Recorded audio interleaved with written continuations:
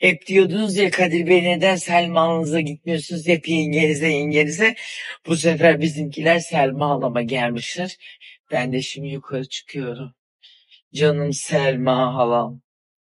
Halam dediysem annemin teyzesi oluyor aynı zamanda. Yengemin görümcesi oluyor. Anneannemin kız kardeşi oluyor. Ortaya karışık bir akrabamız. Ne zaman nasıl lazım olsa öyle kullanıyoruz.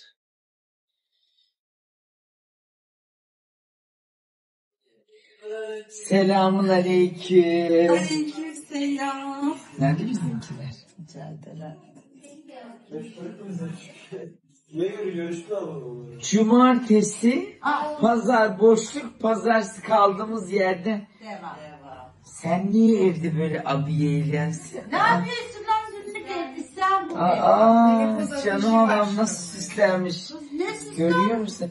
Herkes hep dedi ki neden Selma Alan'a gitmiyorsun? Çünkü Selma Alan misafirleri böyle abiyeli karşıladığı için her zaman gidemiyoruz. Onun cevabını verdi. Ne dedi?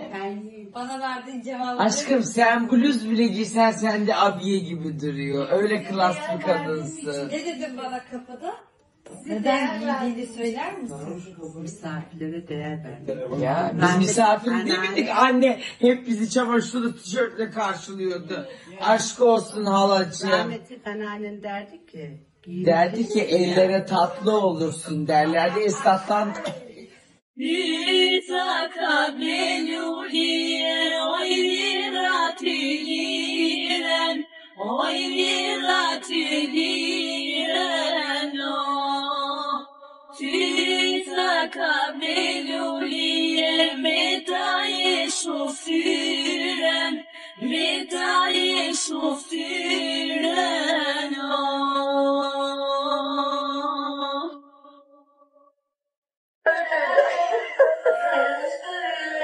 Kız nasıldı?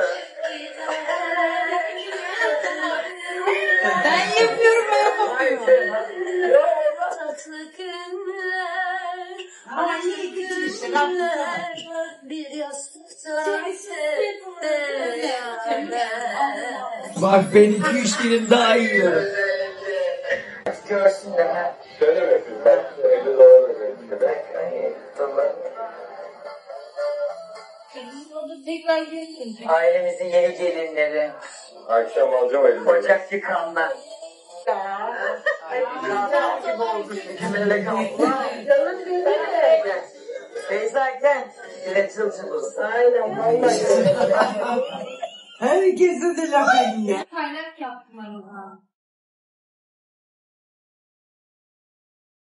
Teşekkür ederim. Işılcı. Harikasın. Ne güzel eğitimin önündesin. Büyük yılanla küçük yılan. Hadi. Doktor arkadaşıyım ben. Bir de tanışmıştık. Evet. Merhaba. Hoş bulduk. Merhaba. Bak şimdi.